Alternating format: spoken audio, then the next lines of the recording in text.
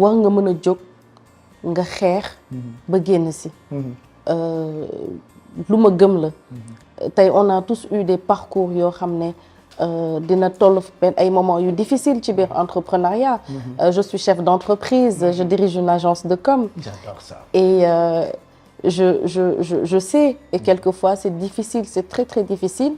On a du mal à joindre les deux bouts. On fait benn gymnastique sur le plan financier pour xool comment on va gérer. Parce que des fois du yomb. Exactement, day metti, des fois doo gis client, des fois nga gis, des fois sa liggéey bëri ba ci charge de travail bu bëri sax mën na jouer ci nga sonn. Et sonn boobu noonu mën na indi des fois nga découragé boole ko nag ak les autres problèmes de la vie. Mais il faut être, c'est là où on appelle la femme à être résiliente, à savoir gérer la situation parce que cap la rek buy jàll. Dund nañ ko jàll nañ ko.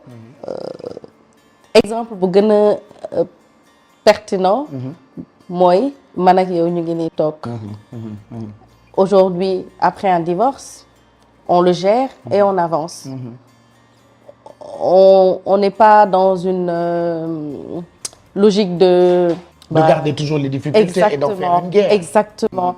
Il faut amener toujours un côté positif de toute situation. Lépp looy dund rek xoolal li ci positif nga jël ko fi nga jaar jàngat la.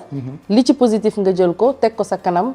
Et puis tu en profites pour tabax si ay montagnes escalader ko pour mën a aller au sommet. Est-ce que ça veut dire que inspiration c'est pour permettre aux femmes qui vont regarder ce rendez-vous daf leen di dimbali pour ñu am ay pensées positives.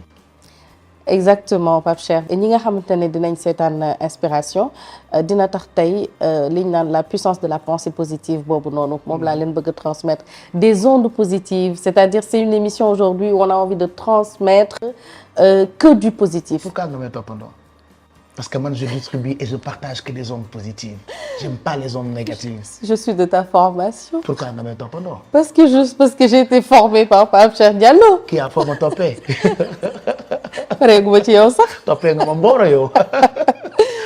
En tout cas c'est ça parce que li may wax mooy on ne va pas prendre des modèles qui ont fait 10-15 ans. Mais on va prendre des modèles yi nga xam ne dañu nekk ci seen yoon. Rencontrer ay difficultés. Rencontrer ay succès. Parce que chaque succès lu mu ndaw ndaw c'est à célébrer. Loolu dafa bokk ci li tax li lay gën a yokk jom pour nga bañ a bàyyi. Parce que tout à l'heure on a parlé d'abandonner. Donc li lay gën a yokk jom mooy il faut célébrer les succès, les petits succès qu'on a. Il faut les célébrer.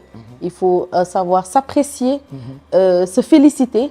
Yenn saa yi nga toog réussir dara tàccu sa bopp. Gërëm sa bopp oui exactement. Waxal sa bopp lu baax. Tagg sa bopp loolu day yokk nit jom. Wala boog yenn saa yi ma ne Aïdara Chérif. waaw sama may tagg sa bopp waaw tagg sa bopp ayca doxalal. Donc voilà donc Pape tout ça pour dire que la femme elle joue un rôle très important dans l'économie sénégalaise. li nga xam ne dañ koy dugal ci koom.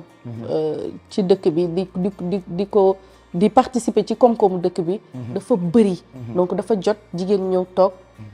wax seen parcours motiver yeneen jigéen. Oui, moi quand je vois beaucoup de femmes qui collaborent avec toi parce que balaa numéro bu njëkk bi ak les premières invitées di tàmbali j'ai vu que tu as collaboré avec beaucoup de femmes. Quand je vois cette femme bi créé bi indi Skin Biology fii Sénégal je suis tellement fier. Quand je vois Amina mi moom Stamipol nga xam ne Stamipol daanaka ay marchandises am couple yi dañu ko bëgg mais écoute elle s'impose à travers sa marque. Quand je vois d'autres femmes je peux en citer vraiment ay femmes yu bëri yoo xamante ni tey yéen a ngi leen di gis ñu ngi am parcours yu inspirant mais naka la seen parcours yooyu demee genre jigéen yooyu dinañ leen gis ci inspiration j'espère. Mais bien sûr la première femme sénégalaise à lancer sa marque de cosmétiques. Tey li ma sol c'est une femme sénégalaise soxlootuñu léegi dem dans d'autres boutiques pour porter des créations yu bitim réew. ci suñu création dëkk la ñuy sol lépp lu ñu sol c'est du made in Sénégal. gis nga dañuy développé et c'est des femmes qui font ça. Et c'est des femmes qui sont derrière. J'en connais quelques-unes. J'espère que tu vas pas être jalouse. xam naa ci ku tudd par exemple le Polel avec sa marque de maroquinerie ay sacs yu extraordinaire lay def. J'espère qu'on la verra ici. Bien sûr. Je pense à Mado Marque qui est une très grande styliste moom itam elle inspire tant de femmes mais jigéen ñi bëgg nañu xam madame Marc fan la jaar. Néné Yaya. Je pense à Néné Yaya qui fait de très belles choses bëgg naa xam moom tamit fan la jaar j'en connais. Elles sont nombreuses dans le make-up. On a ouais. Amfa, on a Chic Face. Il y a énormément de femmes, en tout cas Pape Cheikh, actuellement. Quand je vois Viviane par exemple c'est une femme chef d'entreprise. sama yaay borom Victor et puis Pape lan la nit ñi comprendre mooy entrepreneuriat di tax ma naan dafay dimbali dañu am seen rôle bi ñuy jouer ci société bi. mooy dañu nekk ay créatrices d'emploi. c'est ça. tey Victoria mi nga tudd ñaata nit ñooy liggéey. mu di leen jox salaire. C'est vrai. Créer une société, c'est aider l'État aujourd'hui dans sa lutte contre le chômage, dans sa politique de création d'emplois. Parce que man je te vois tout le temps ngay wax lu am solo ni État du joxe emploi mais day mettre en place ay mécanismes pour permettre aux gens d'avoir de l'emploi. Exactement. Donc direction yi mu fi teg yëpp pour ñu accompagner entrepreneuriat c'est que képp ku teg sa société tey nga bañ a nekk loo xam ne yow rek yaa ko moom. maanaam nga def sa benn business boo xam ne loo ci gagné sa poche lay dem. Tey on prend le cas de Nomad Blue même si tu es un homme mais tu es un modèle quand même. Combien de personnes travaillent? Il y a une chaîne pour Nomad Blue. Donc boo créer benn marque créer sa société tu as créé des emplois. te donc da ngay contribuer ci économie dëkk bi. jàppale état ci li nga xam ne mooy sa politique de création d'emplois. Voilà donc des histoires à raconter les femmes qui seront là en auront pour les autres femmes qui vont regarder pour ñu inspirer leen.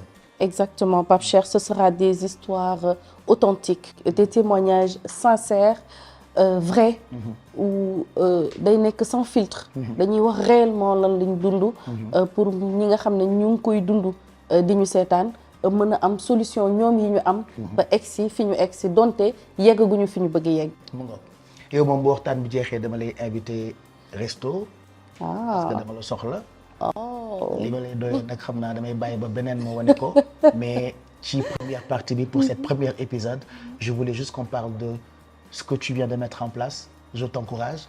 Merci. xam naa ni laal yokk nga yow tamit boo dugalee sa loxo ci lii je reste convaincu que dina nekk lu àddina nara waxtaane inspiration lu tudd comme ni ngeen koy gisee ci écran bi tey lan mooy nekk message u Kya Aidara pour ces femmes qui vont s'inspirer à travers Inspiration très prochainement.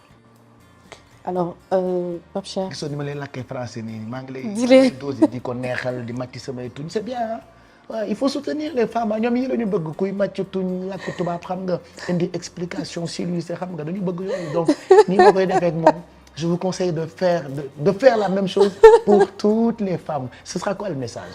Alors d'abord li nga xam ne moom laa bëgg encourager mooy la prise d'initiative.